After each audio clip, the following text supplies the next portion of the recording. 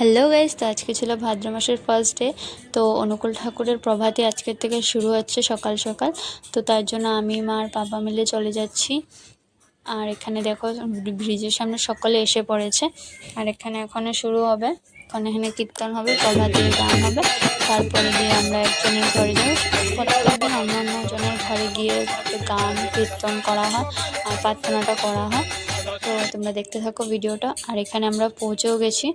পৌঁছে যাওয়ার পর এখানে আসনটা দেখো কি সুন্দর করে সাজিয়েছে। আর এখানে সবাই প্রার্থনা স্টার্ট করে দিয়েছে।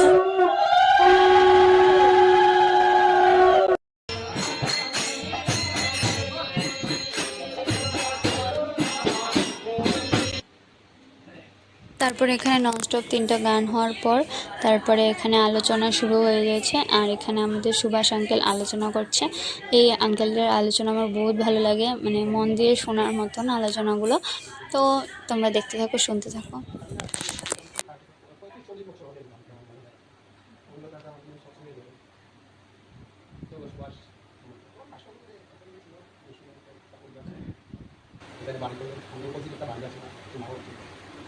যাই হোক, সে যে কথা শারীরিক একটি সমস্যা, পরবর্তীকালে প্রার্থনা করি সুস্থ। আমার সব জয়তা বলতে যে আমি বলা কী বলবো, সবাই জানো সবাই নতুন করে বলারও কিছু না। ব্যাপারটা হচ্ছে সবসময় একটা জিনিস মনে করতে হবে, ঠাকুরের বলা মতো আমি চলছি। ঠাকুর যেভাবে বলেছে সেইভাবে আমি চলছি। আমাকে একটা দোকানের চাপা অনেকেই জানে, এই ঠাকুর আগে যেগুলো আগে একটু বলে ঠাকুর একটু বাধা দেয় আসলে দেখা কিছু খাওয়া যাচ্ছে শুক্রবার, কিন্তু আমি খাই আনন্দের কাছে খাই। তবে ঠাকুর কিন্তু শুক্রবার বলে কোনো কথা বলি সেটাই শুক্রবার ঠাকুর জন্মদিন ঠাকুর বলতে মাছ মাংস খাতে দিয়ে বেশি মানুষ ঠাকুর হচ্ছে এখন তুমি দেখো আমরা অনেক সময় সংস্কৃতি নেই নিরামিষ আছে চলা করছি সংস্কৃতি করতে পারবো। সংস্কৃতির প্রথম কথাটাই হচ্ছে যে স্মৃতিগ্রহের মন্দিরগুলোতে যত করি শরীরটা শহর প্রতি সুস্থ রাখি দিদি রাখতে চাই। পেটের কমপ্লেন এক বছর মানে আমার পেটের দারুণ সমস্যা অনেক কিছু আর বললাম 7 টাকা তখন মোটামুটি আগে আমি তো সুস্থই করতে যাই 7 টাকা 2-3 মাস পড়ার পরে এরকম 500 টাকা ছিল ভাবে সঙ্গে নিয়ে বললো যে আপনি বলছেন যে সুস্থই করতে পারেন ঠাকুর বলছেন 7 টাকা আপনি কি থাকলে খুব রিচ খাওয়া দাওয়া না 7 টাকা একদম মন্ত্র তেল মশলা হালকা খাও এটা আমার শরীরটা সুস্থ। ব্যাপারটা হচ্ছে ঠাকুরের বলার কথা বলার মতন বিশেষ কিছু নয়, ব্যাপারটা হচ্ছে আমরা কিন্তু করবো। আর এই যে ঘুরবেলাম প্রার্থনা আজকে কত আনন্দ লাগে, আমরা সবাই আসছি যেন বন্ধুরা শুরু করে দিয়েছে আনন্দ। আমার এইগুলোতে একটা অভিজ্ঞতা কথা বলছি যে যদি আমার মন ঠিক থাকে যে আমি এ করবো বা আপনি অমৃত যদি আমার মনটা ঠিক করি তাহলে কিন্তু নতুন হবে। আমার একটা ব্যবসা নিয়ে আমার রাত্রে এখান থেকে দেখে যেতে এগারোটা আমি একটা আগে বিছানা উঠতেই পারি, একটা আগে উঠতেই পারি।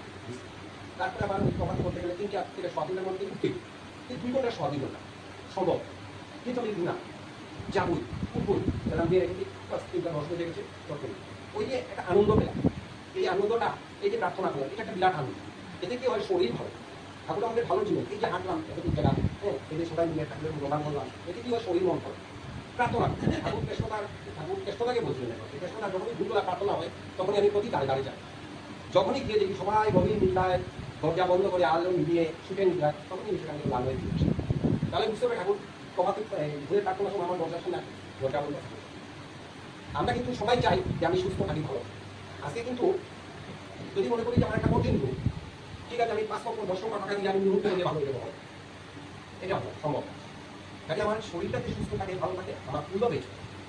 আমি আরেকটা কথা অনেকবার অনেক জায়গায় বলেছি যেমন ঠাকুরের বই আছে সব মানুষ বলে নারী নীতি বলে যে কোনো বই ঠাকুরের বই কিছুদিন ব্যবহার করলে কি হয় বইটা নোংরা হয়ে যায়, ঠাকুরের কিন্তু নোংরা থাকতে পারে পরিষ্কার করছিল তাহলে কি হবে একটা ব্যাপার যে এটাকে কভার লাগে কভার লাগালে কি হলে কভারটা নোংরা হলে কভারটা চেঞ্জ করে দেওয়া হবে। ঠাকুরের বইটা মানে ঠাকুর মানে বই এমন হওয়া উচিত না ঠাকুরের বই ওই সেন্টিমেন্ট হবে বলে ঠাকুরের আসলে আগে দেখলেই মনে হবে না ঠাকুর এখানে বসে। আমাকে অনেকে বলে দাদা আপনার এই দোকানে এত তেল তেল কারবারি ধুলা বালু আপনার আসল ব্যাপার কি হবে না আমি ডেইলি পরিষ্কার ডেইলি পরিষ্কার দিয়ে একটা আমার লাগে ঠাকুর আসল আমি মনে করি যে এটা ঠাকুর কত না ঠাকুর জীবন পাবো মন থাকে। আমি যদি মনে করি যে আমি সুস্থ পাবো ভালো পাবো পরিবারে যে কোনো পরিবারের একটা দুধ ছিল অসুস্থ থাকে পরিবারের সবাই টেনশন সবাই টেনশন। ওর জন্য সুস্থ থাকতে গেলে ভালো থাকতে গেলে ঠাকুর যেভাবে বলেছেন আমরা যদি সেভাবে না চলি তাহলে কিন্তু আচার্যদের আমরা স্পিচ পাই আচার্যদের মোবাইলে ডেইলি পাচ্ছি যে আচার্যদের কীভাবে বলেছেন ওই ঠাকুরের কোথায় না ঠাকুরকে নিয়ে বিভিন্ন অভিজ্ঞতা বলছেন। আর এবার আমাদের মহাসৌভাগ্য কি এই যুগে আমি মনে করি ঠাকুর দয়া করে এবার আশা করি এটাই বিশেষ কিছু বলা নেই। আমরা যাদের প্রতিপত্তিতেই যাতে এই প্রভাবকে দিতে পারি। আর মনে করি অনেকে পারি না, শরীর চলে না আমাদের না, যেমন ঠাকুরের বিভিন্ন বিষয়, যেমন এই আজকের দিনে যদি আমার এখানে আলোচনা শেষ করে আমরা সবাই বাড়ি ফিরে আসছিলাম। আর এখানে আমার মা খোল বাজানো প্র্যাকটিস করছিল। আর তারপরে আমি ঘরে এসে পুজো কমপ্লিট করে নিয়েছি। আর এই যে দেখো গাইস, মেহেন্দিটা আমার কালকে রাত্রে লাগিয়েছিলাম। তোমরা গ্যাস করে এটা পিছনে ডিজাইনটা আছে, আমি কোথা থেকে কপি করেছি। আর আমি যেহেতু আমি আগের সোমবারে জল ঢালতে পারিনি, তার জন্য এই সোমবারই আমি জল ঢেলে নিয়েছি। Bye bye guys, thank you for watching.